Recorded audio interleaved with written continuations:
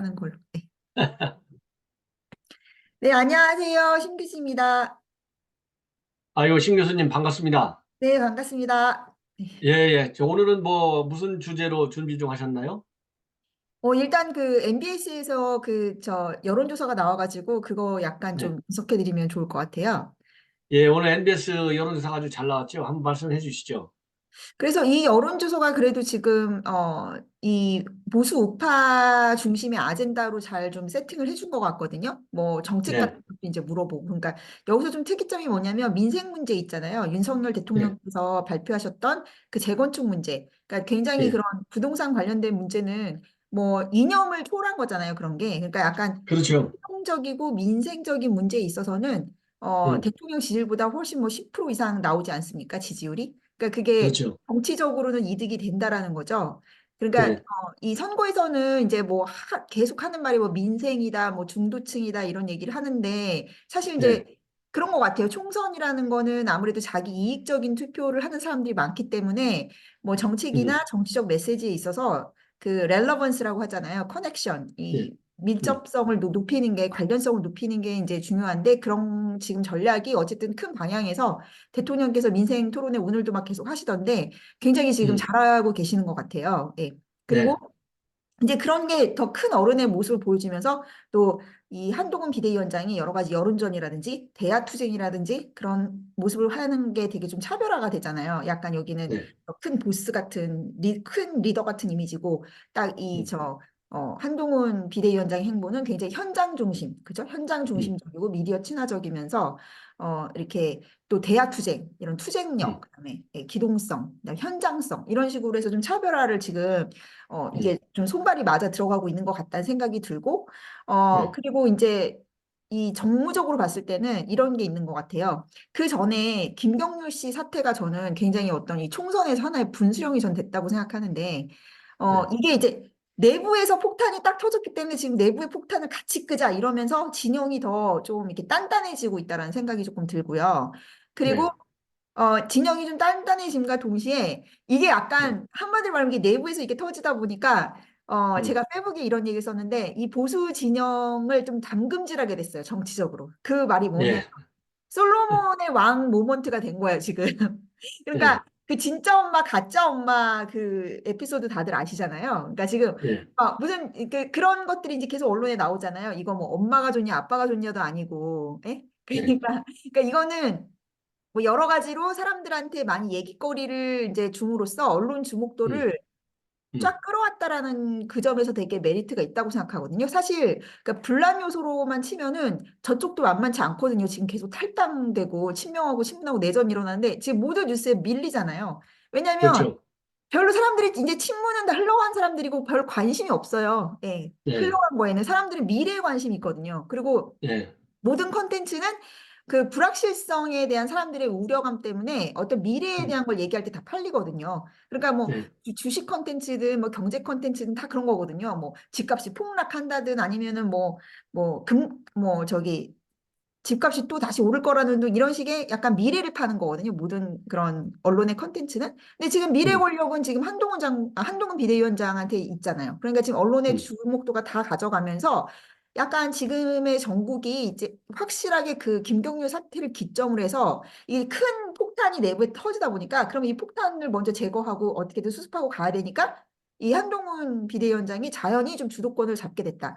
그래서 예, 제일 중요한 건 뭐냐면 총선에서는 음, 싸우는 모습을 보이면은 진짜 다 공멸하는 거고, 아, 여기가 네, 좀 잘 돌아가네, 작동 엔진이 있네, 그러면 다 가는 거예요. 그러니까 그게 뭐 네, 해명이 됐든, 뭐 사과가 됐든, 아니면 공세가 됐든, 아, 이게 딱 위에서 커맨드 센터가 있을 때 딱 그 어떤 일사불란한 메시지를 똘똘 뭉치는 모습을 보여주는 게 되게 중요하거든요.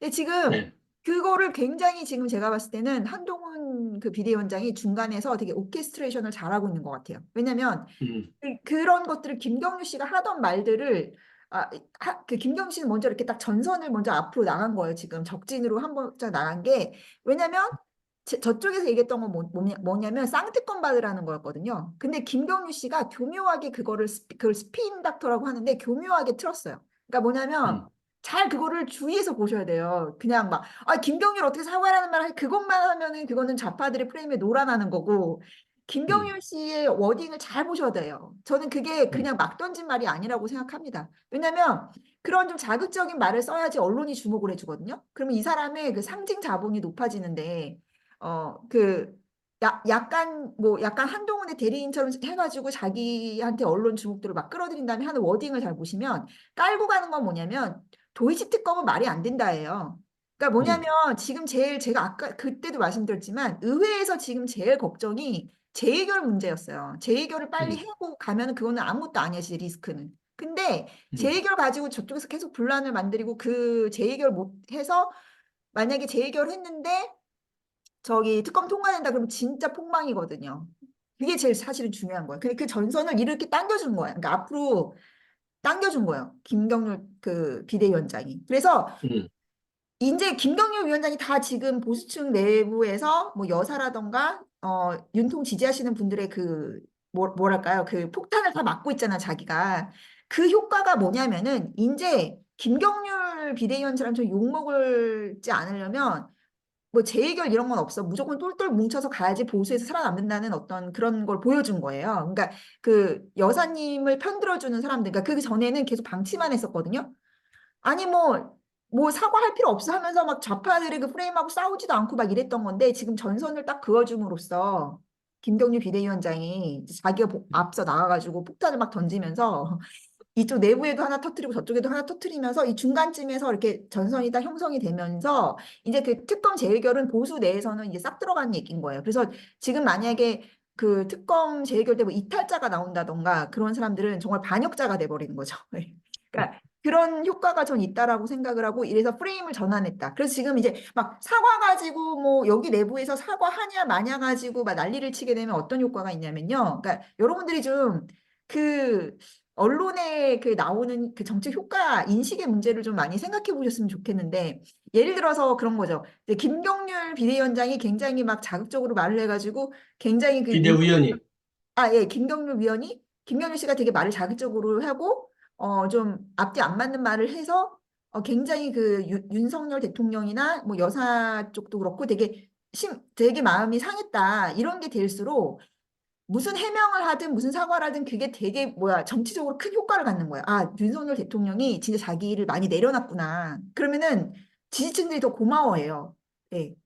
그러니까 지지층들이 더 뭐라고 할까 부채의심을 갖는 거죠. 그러니까 뭐 음, 정치에 있어서는 정치인이 항상 지지층한테 어떤 부채의식을 갖도록 해야지 그게 정책 자산이 된다고 하잖아요. 그러니까 그 그렇죠. 윤석열 대통령도 그 추미애 때 그렇게 고난을 당하고 자천을 당하고 그런 것이 쌓여서 국민적인 지지를 얻었고 뭐 예를 들면 이제 노무현 대통령 같은 경우도 전 대통령 같은 경우도 맨날 뭐 홈지 나가서 졌다 이런 서사로 해가지고 자기 정치적인 그 자산을 쌓았잖아요. 그러니까 사람들의 그 네, 안쓰러움.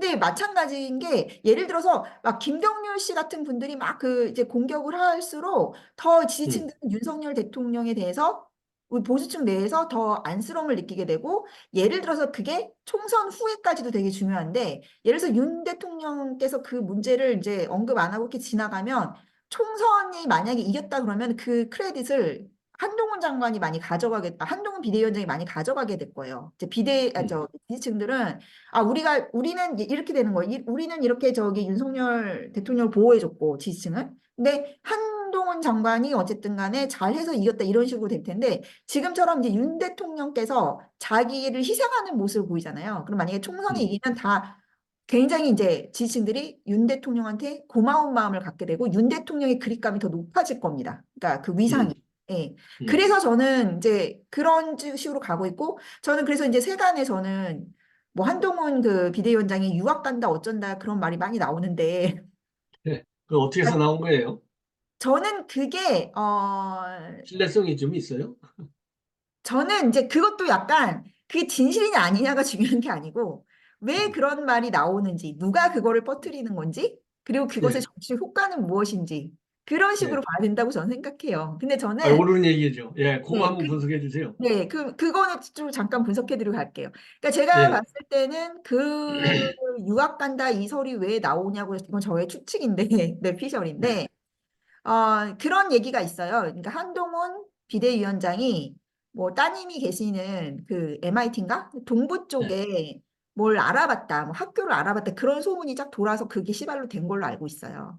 근데 네, 저는 그게 뭐냐면 저는 한동훈 제가 만약에 한동훈 입장이라도 그렇고 많은 지금 정치평론가들도 얘기하는 게 뭐냐면 원래 대선 주자는 뭐 다 봤잖아. 익숙하시잖아요. 어떤 거 큰일 끝나면 이렇게 떨어져 있다가 대선 때 다시 오거나 그러는 거. 그러니까 네, 정치 스케줄로 봤을 때 그게 아주 그냥 티피컬한 여의도 문법인 거가 맞는 거죠. 그러니까 음, 저는 그게 누가 의도했건 뭐 어쨌건 뭐 왜 그렇게 됐건 그런 거는 제 나름대로의 추측은 있는데 그 정치 효과를 일단 말씀드리자면 이거는 저는 그 시그널이라고 생각해요. 한동훈 비대위원장은 어쨌든 계속 이 총선의 승리를 기여하고 잠시 이제 당권 투쟁을 하지 않겠다. 뭐 당권 음, 지분을 뭐 요구하지 않겠다라는 걸로 전 들려요. 그러면 네, 그것에 대한 정치적 이펙트는 뭐냐면 지금 윤석열 대통령하고 한동훈 이제 비대위원장을 자꾸 이간질하는 세력들이 있거든요. 뭐 그거는 그렇죠. 항상 있잖아요. 그러니까 사실은 음, 그게 어떤 두 사람한테 시험된 거예요. 약간 음, 이부의 음. 사과 같은. 그러니까 그거에 네, 넘어가느냐 안 넘어가느냐가 이 보수의 그 총선 승리를 위한 리더십을 공고히 하느냐 아느냐의 문제로 귀결이 되는 것이거든요. 예, 예, 이제 그런 측면에서 봤을 때는 저는 윤 대통령한테는 약간 뭐라고 할까요? 이 총선을 이기기 위해서 지금 좀 많이 헌신해 주세요. 희생해 주세요. 이런 느낌일 것 음, 같아요. 왜냐하면 지금 총선은 한동훈 비대위원장 체제로 가야지만 이길 수 있다라는 게 지금 다 공감대가 형성돼 있거든요. 예? 예, 근데 예, 이제 우려점은 뭐냐면 이간질러들이 파고드는 건 뭐냐면 그러면 이제 3년이나 남았는데 그러면은 음, 한동훈 비대위원장이 총선 이기면 한동훈 비대위원장으로 다 쏠리고 윤 음, 대통령은 레임덕 상대가 된다 그런 식으로 이간질을 할 거란 말이죠. 그러니까 저는 음, 그런 말이 도는 것의 어떤 그 의도에는 그런 정치 음, 효과는 그런 이간질러들의 예, 부추김으로부터 두 사람의 관계를 보호하는 그런 예, 효과가 전 있다라고 생각해요. 그리고 그게 맞다고 생각해요. 저는 한동훈 음, 비대위원장이 지금은 전면에 나서서 좀 젊고 새로운 정치인이 이렇게 당을 새롭게 변모시키는 모습을 보여줘야 개혁 공천하는 모습 예, 보여줘야 시스템 공천 보여줘야 이길 수 있고 근데 그 이기고 나서는 저는 한동훈 제 개인적인 평론입니다만 한동훈 비대위원장이 어쨌든 당권 투쟁이나 그런 걸 하면 안 된다. 그리고 예, 윤석열 대통령이 이제 총선 이기고 나면 의회하고 협력을 해가지고 많은 개혁 과제도 완수해야 되고 할 게 많잖아요. 또 저쪽에 그 범죄라던가 이재명의 음, 범죄 의혹이라든가 재판이라든가 빨리 다 그걸 다 하려면은 어쨌든 윤석열 대통령 힘을 받아야 된단 말이에요. 그러면 항상 뭐든지 그렇죠. 주인공은 두 명일 수 없잖아요. 그러니까 저는 이번에 인요한 씨가 나와서 인요한 씨도 이제 출마하려고 슬슬 언론에 나오시는 것 같은데 굉장히 맞아요. 그분이 정치적 감각이 좋다고 생각해요. 딱 나와서 그러시더라고요. 그동안 조용히 있었던 것은 한동훈의 타임이었다. 예, 그러니까 이게 보수가 잘 되려면 이렇게 뭐 그런 거죠. 약간 이게 뭐야 전반부에서는 뭐 손흥민이 뭐 했다가 또 중간에는 또 이강인이 또 이렇게 뭐야 뭐 분위기 메이커로 또 들어갔다가 뭐 어떻게 하는 그런 거잖아요. 예. 그러니까 그런 식의 어떤 뭐 선발 개투 마무리 같은 그런 구조로 지금 정권이 가야지 성공할 수 음, 있다. 저는 그렇게 예, 생각하고요. 그래서 예, 이제 한동훈 장관은 만약에 이번에 자기가 이렇게 전면으로 나서서 선거를 이기면 굉장한 이제 정치적 스펙이나 위상이나 급이 딱 올라가는 거고 그리고 오히려 이제 그리고서는 아마 또 저는 이거는 예상인데 선거 이기고 나서 만약에 한동훈 장관이 뭐 유학을 가거나 좀 더 자기 자신의 재충전을 위해서 좀 떠나 있는다 그러면 더 난리 날 것 같아요. 아마 막 계속 뭐 빠빠라치사도 올라오고 뭐 음, 어디 보스턴 뭐 하버드에서 뭐 이렇게 커피 마시는 거 막 올라오고 난리 날 것 같은데 예, 예, 그런 거 좀 너무 멀리 나간 얘기니까 뭐 그렇다 치지만은 그러니까 뭐 그런 게 아주 지금 상황에서는 필요한 여론 조성이라고 말씀드리겠습니다. 여론을 조성하는 효과가 있다. 그래서 음, 이간질로부터 많이 이제 방어를 할 수 있는 그런 것이고 지금 이제 예, 또 김경유 씨가 쏘아 올린 여러 가지 공 중에 하나가 어쨌든 음, 그 레거시 미디어하고 이런 팬덤층하고의 이런 뭐 간극이 좀 있었어요. 그러니까 조중동 음, 같은 데서는 완전히 막 뭐 이런 식으로 서사를 쓰는 거죠. 막 한동훈을 띄워주는 거죠. 한마디로 말하면. 왜냐면 그들이 그걸 알아요. 일반 중도층이나 이런 정치 저관여층은 이렇게 새로운 스타를 원한다는 걸 알기 때문에. 근데 네, 이제 그렇지만 이 콘크리트 지지층 있잖아요. 그러니까 항상 뭐 예, 2층도 그런 게 있잖아. 코어 핵이 있고 그 위에 이렇게 예, 딱딱 쌓여지는데 지금 코어는 윤 대통령이란 말씀이죠. 그러니까 다 한동훈 그렇죠. 장관도 윤석열이라는 어떤 정책 핵에서 이렇게 뻗어나온 거 아닙니까? 근데 여기서 이렇게 분리가 돼버리면 지진 나서 다 망하는 거니까 이거를 이제 쌓아서 가야 되는데 지금 한동훈 장관이 이렇게 조금 이제 막 그 근육을 약간 파열시키면서 이렇게 딱 늘렸다가 지금 또 다시 다지는 그러니까 한번 이렇게 끓였다가 다지는 그거 있잖아요. 그러니까 담금질 음, 지금 보수 지지층이 약간 정책 담금질을 당하고 있다라고 저는 생각하는데 딱 이번에 그래가지고 저는 그 김경률 씨도 딱 이렇게 지금 말을 되게 조심하고 있고 이제 그쪽으로 공격을 하고 있잖아요. 그러니까 김건희 여사의 문제에 대해서 얼마나 저들이 악마적인 행동을 저질렀는지 저는 그게 굉장히 좋은 소스라고 생각해요. 왜냐면 이 말씀으로 좀 넘어가도 될까요? 제가 김건희 여사 그 영상을 봤어요. 제가 그전에는 그냥 이렇게 뉴스만 봤는데 영상을 봤는데 이제 그 영상이 약간 이제 편집된 건데 이제 그들이 생각할 때 가장 보수층의 그 분열을 일으키고 또 이게 분란이 될 것 같은 거를 또 해가지고 하는 거죠. 그게 뭐냐면 우리는 뭐래더라? 뭐 보수층에 뭐 비만 맞춰주면 된다. 그러니까 뭐냐면 그 여사님께서 하시는 말씀 중에 보수층을 뭐 비판하거나 약간 보수층이 불편한 것들만 딱 해가지고 뻗트린 거예요. 보수를 갈라치게 하기 위해서. 그러니까 그게 재탕이에요. 예전에 그 뭐죠? 그 대선 때도 한번 나왔었잖아요. 뭐 7시간 뭐 어쩌고 해가지고. 그때도 예, 제일 자극적이라고 뽑은 게 뭐였냐면 뭐 가세현 그 유튜브를 되게 뭐 험담하는 듯한 그런 거였거든요. 근데 오히려 그때 어땠습니까? 막 정치적 효과가 오히려 막 김건희 여사 팬클럽까지 생겼어요. 그러니까 왜 그러냐면 그게 이제 사람들이요 그런 게 말하자면 그런 게 뭐랄까 공식적으로 이렇게 걸러진 영상이나 녹화가 아니라 실제 그 사람하고 막 대화하는 듯한 느낌을 주거든요. 그러면은 그거 자체로 사람들이 인식을 해요. 이게 이렇게 공식적으로 나와서 한 게 아니라 정말 사람을 도찰한 거잖아요. 예. 예, 그러니까 그런데 약간 그런 거를 사람들이 감안해서 보거든요. 예를 들면 뭐 이선균 씨 그런 거 녹취록 다 나오잖아요, 요새. 별별 자극적인 게 많은데 지금 사람들이 그런 자극적인 거에 많이 익숙해져 있어가지고 이 김건희 여사 제가 그냥 딱 들었을 때는 그냥 이게 뭐가 잘못된 건지 전 솔직히 잘 모르겠더라고요. 그러니까 이 사람이 그냥 아니 솔직히 막 이렇게 뭐야 이 은밀한 공간에서 이렇게 도착을 했다고 했을 때는 아니 뭐 엄청난 것들이 뭐 있을 것 같지만 사실은 그게 그렇게 제가 봤을 때는 막 뭐지? 막 뭐 그냥 이 정도 얘기는 그냥 누가 없으면 할 수도 있는 얘기 아닌가라는 전 생각이 솔직히 들었고 그러니까 그거를 그게 그거랑 되게 다르거든요. 그걸 그 워딩을 그냥 신문지상에 이렇게 뽑으면 그게 마치 공식적으로 한 얘기처럼 들리니까 이 사람 되게 문제 있네 그렇게 되는데 막상 그 영상을 들었을 때는 이분이 되게 당했구나 이렇게 막 몰카에 그런 생각이 더 많이 들어요.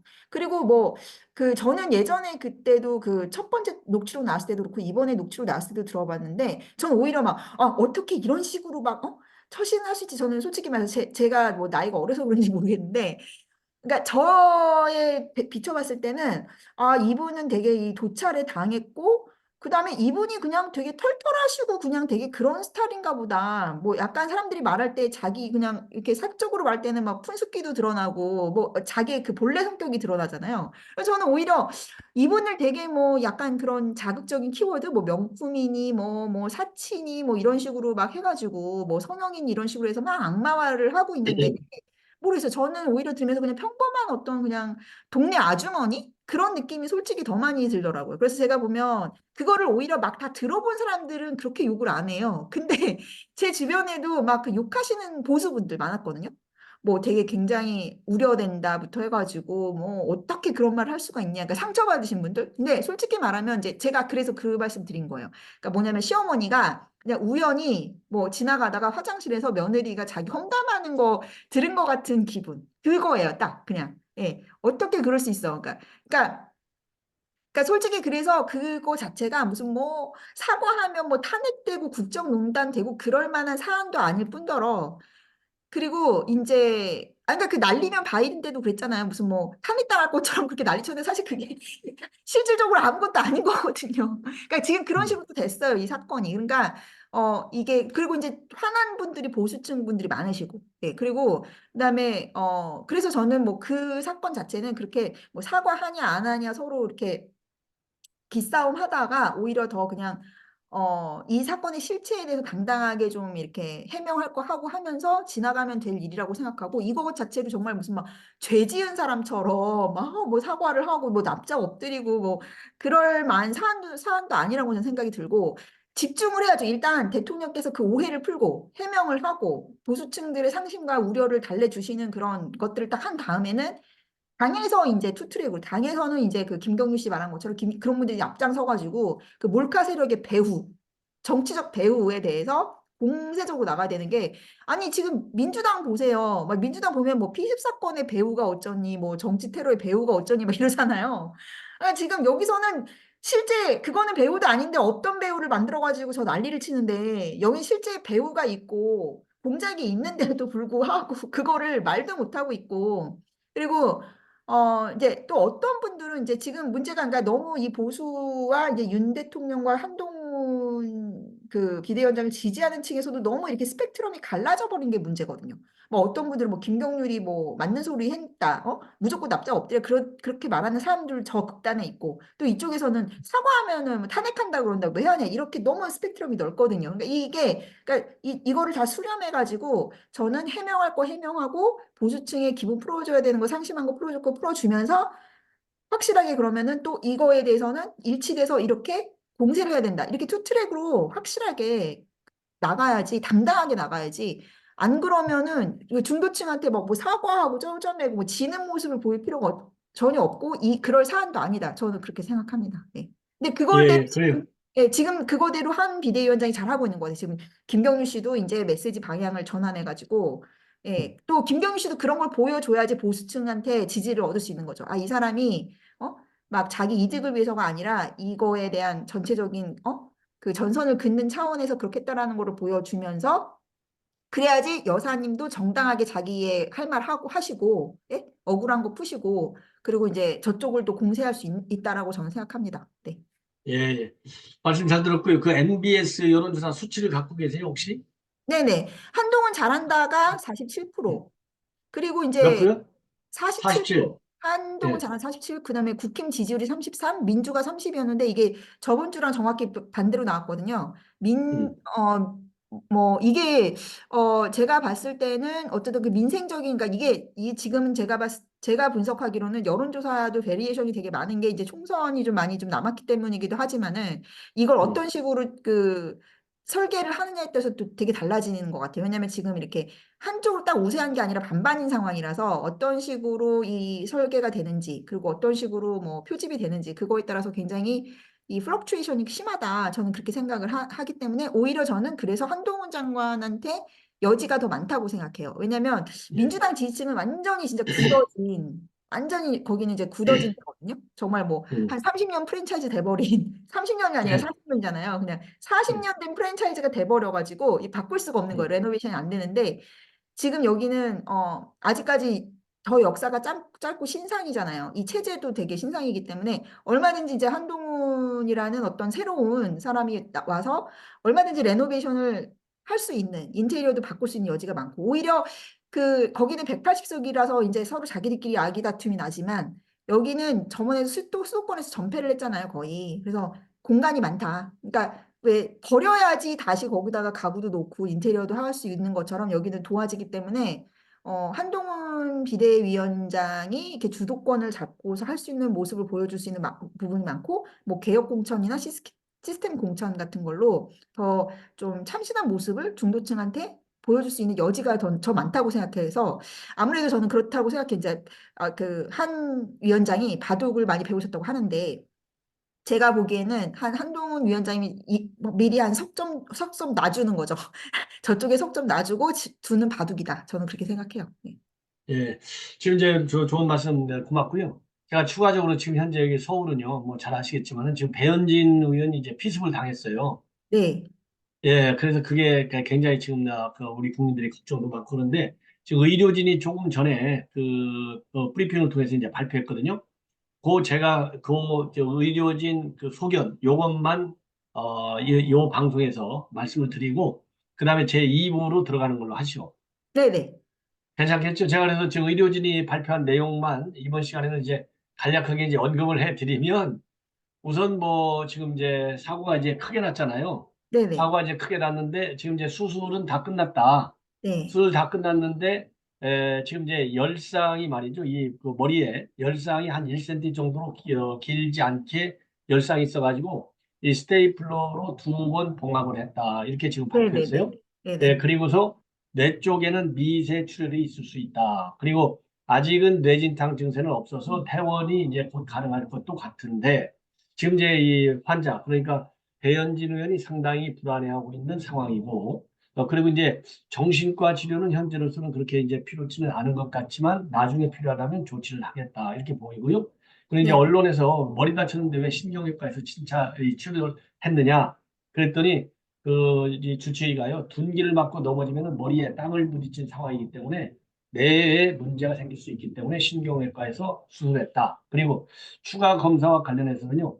MRI를 촬영해서 뇌 손상이나 또 출혈이 있는지 한 번 더 확인을 해보고 다른 부위에 통증이 생기면 추가 검사를 시행할 예정이고 현재 CT상으로는 뇌에 피가 고여 있는 것은 없다. 이렇게 밝혔어요. 네, 그리고 뇌 이외의 다른 이 손상 여부에 관해서 이제 이정재 순천향대 병원장도 배석을 했는데 찰과상은 없고 눈 주위와 안면부에 긁힌 상처가 있고 상처를 소독하고 테이프를 붙였다. 이렇게 밝히고 있습니다. 자, 그래서 이제 오늘 뭐 한동훈 위원장도 현장에 가서 이제 위로를 하고 또 이제 경찰 철저히 이제 빨리 범인을 찾아야 되겠다 이런 얘기도 했고요. 그리고 이제 한동훈 위원장이 지금 이제 언론에 밝힌 내용을 보면은 지금 이제 배현진 의원이 이제 부탁한 메시지가 있어요. 배현진 네. 의원이 국민들께서 너무 걱정하지 않으시도록 잘 좀 얘기를 해달라. 이거 보면은 참 이게 배현진 의원이 참 침착하게 잘 대응하고 있구나 이런 생각이 들고요. 그리고 이제 한덕수 총리가 이 경찰에 특별히 지시해서 이 국회의원들, 그 요인들, 이 주요 인사, 안전을 좀 확보하도록 조치를 취하라 이런 지시를 했습니다. 그래서 지금 의사가 이제 오늘 이제 그 주치의 하고 그다음에 이제 순천향 병원의 이제 주치의는 누구냐면요 신경외과 박석규 교수고 그리고 이제 요 배석자는 이정재 병원장이 또 배석을 했습니다. 그래서 의료진 세명이 나와서 지금 이제 관련 내용을 얘기했는데요. 이걸 보면서 느껴지는 게 아니 저 이재명이는 전부 뭐가 그렇게 감출 게 많은지 예? 의사들도 며칠 있다가 난리가 나니까서 뭐 예, 발표하도록 하고 그런데 이제 우리 배현지는 바로 이렇게 이제 발표해서 우리 국민들이 굉장히 이제 걱정하고 있는 부분에 대한 이 궁금증을 많이 좀 풀어준 것 같아요.